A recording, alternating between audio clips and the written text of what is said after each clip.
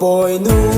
naming bihamboy Chachalo in the hinsi bihi Nui huil huil chan ni himben Mer hoinu BOINU naming bihamboy Chachalo in the hinsi bihi Nui huil huil chan ni himben Mer hoinu Kinang kahing buting gangong sindan Hoy na muna unahin na sibihin Nui huil huil chan ni himben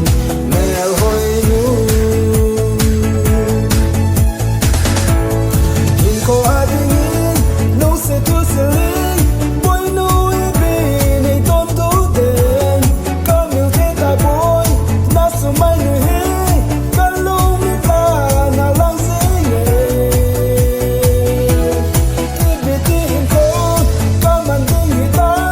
Na isang bitang kalong sina Lungsong ong nihinlo tindang Mer hoinu Naging chatpatlo ay nagyal tatlo Anak ko malong se tu kahin sehi Dong kangalit tatang na anak sang hino BOINU naming bihamboy Tatalong inihin sebihi